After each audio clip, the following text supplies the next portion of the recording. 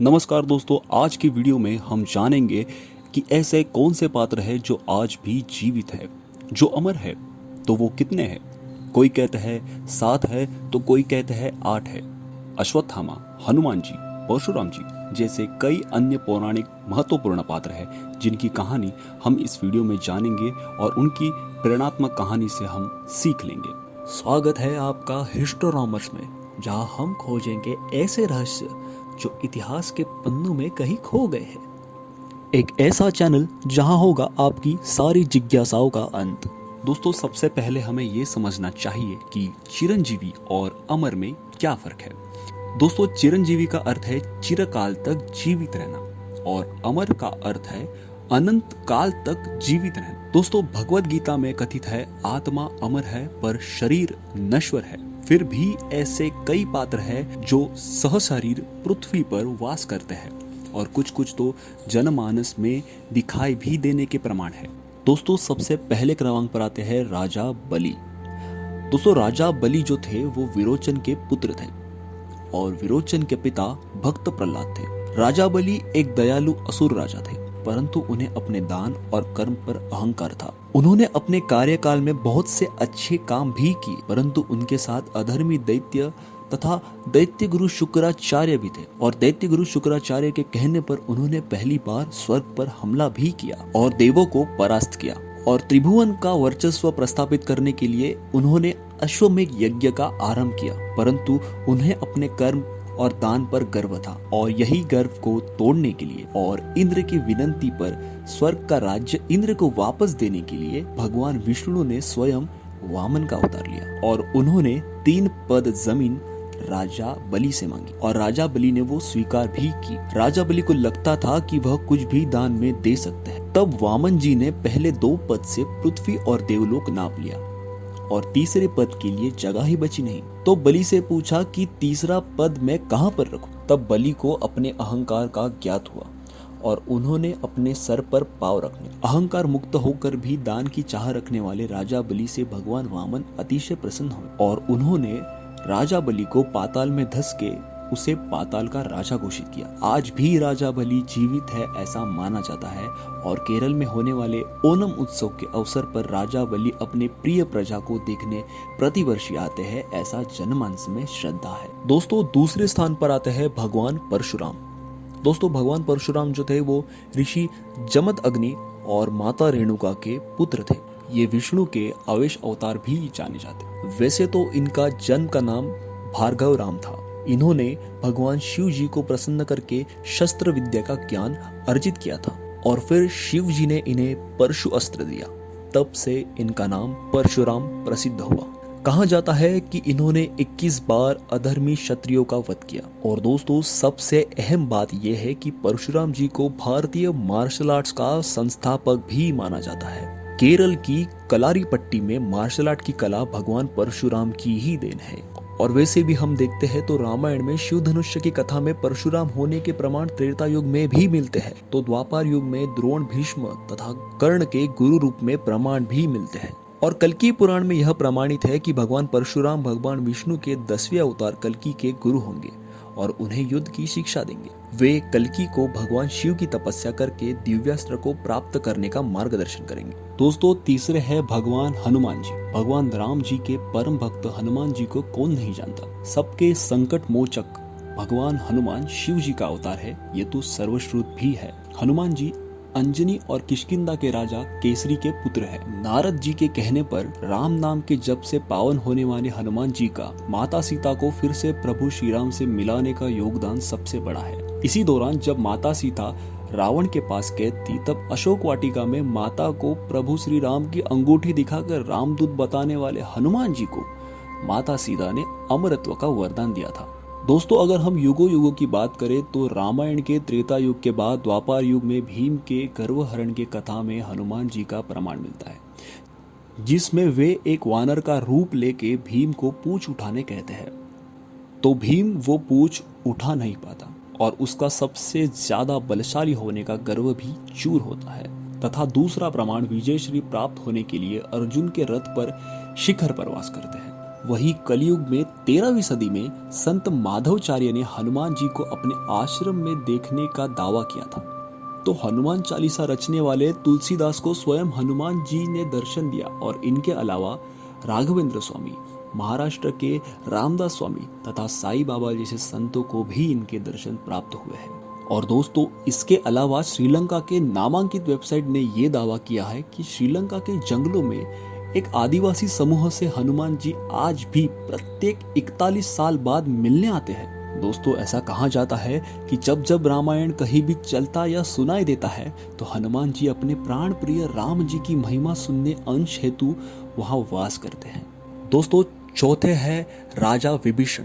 राजा विभीषण रावण के वध के बाद लंका के अधिपति बने। तो वह रावण के भाई भी थे। और एक और राम को अपना दुश्मन समझने वाला रावण, तो एक और उनका ही भाई विभीषण राम और विष्णु के भक्ति में लीन थे। उन्होंने बार बार रावण को सीता हरण और भगवान श्री राम से युद्ध करने के परिणाम के बारे में रावण को सूचित किया था। रावण ने भगवान राम से सीता हरण करके युद्ध मोल लिया। तभी सदमार्ग पर चलने वाले विभीषण ने प्रभु श्री राम के सेना में प्रवेश होने का नियोजन किया तथा लंका के सारे भेद और रावण के मृत्यु का रहस्य भी भगवान श्री राम को समझाया। दोस्तों, विभीषण जी के सदमार्ग और स्वामी भक्ति के ऊपर प्रभु श्री राम प्रसन्न हुए और उन्हें अमर होने का वरदान दिया। दोस्तों, पांचवे है ऋषि वेद व्यास जी।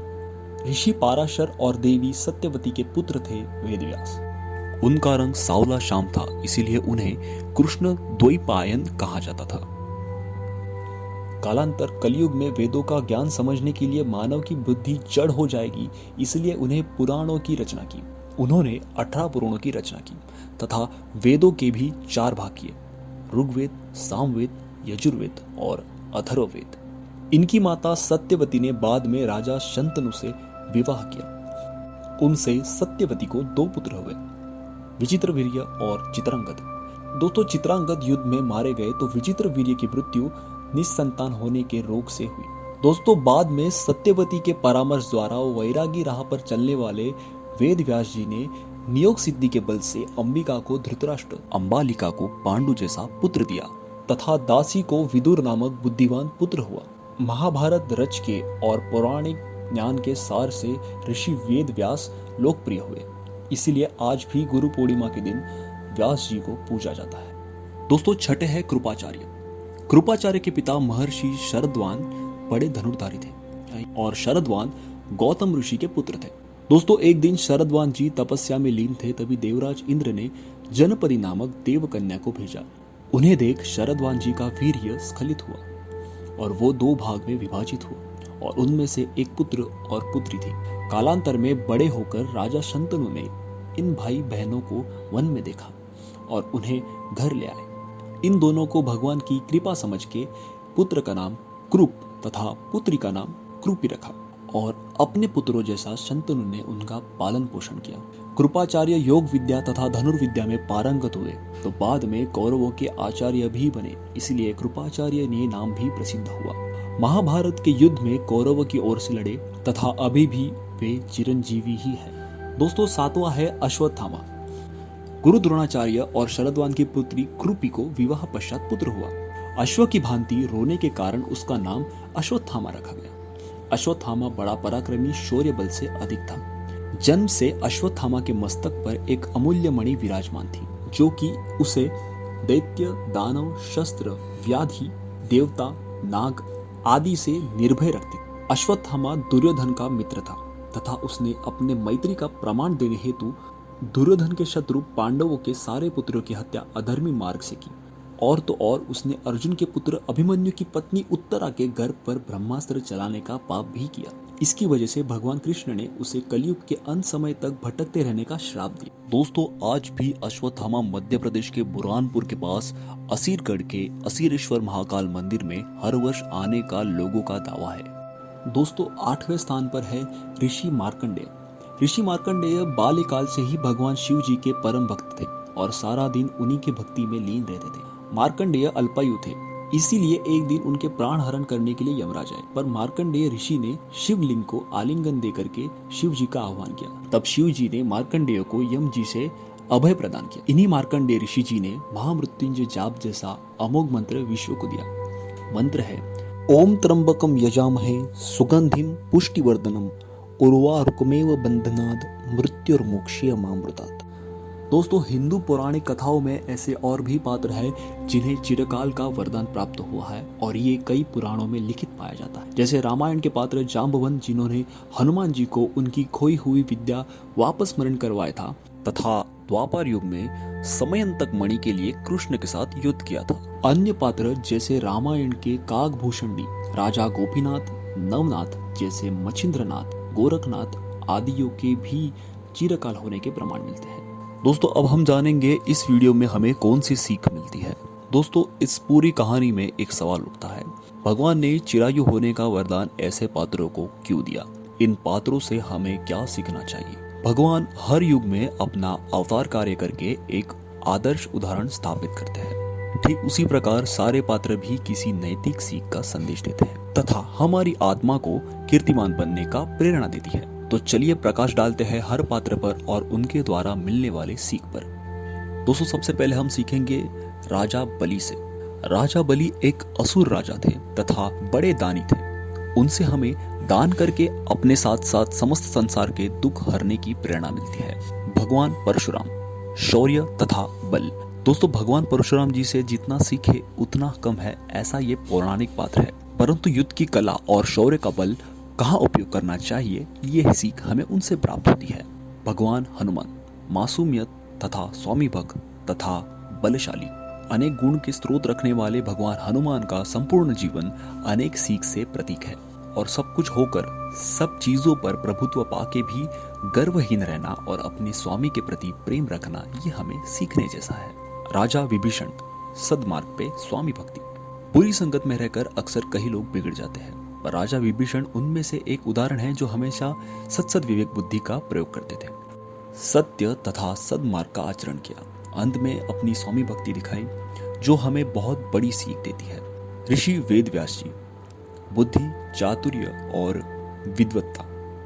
ऋषि वेद व्यास जी ने वेदों का सार तथा अपने बुद्धि चातुर्य से पुराण रचे और वेदों को 4 भाग में विभाजन किया। मानव ने हमेशा कुछ ना कुछ सीखते रहना चाहिए तथा विद्वत्ता हासिल करनी चाहिए। कृपाचार्य से योग विद्या तथा धनुर्विद्या और हर चीज में निपुण होने की कला की सीख हमें मिलती है, जो कि हमें कीर्तिमान और कीर्ति रूपी अमर बनाना सिखाती है। अश्वत्थामा, अधर्म करने पर श्राप। अश्वत्थामा ने अपना सारा बल, अपना सारा शौर्य, विद्या अधर्म के लिए खर्च की तथा पांडुपुत्र को मारकर बड़ा अपराध किया। अपनी सारी अच्छी कौशल्यों का दुरुपयोग करके हमें क्या हानि प्राप्त हो सकती है, इसका उत्तम उदाहरण अश्वत्थामा है। ऋषि मार्कंडेय, भक्ति योग की ताकत। अल्पायु होने का पता हो के भी अपने आराध्य पे रहने वाला प्रेम तथा निस्वार्थी भक्ति कम न होना और सत्कर्म ने उन्हें चिरंजीवी बनाया। स्वयं भगवान उसके प्राण बचाने के लिए प्रकट हुए।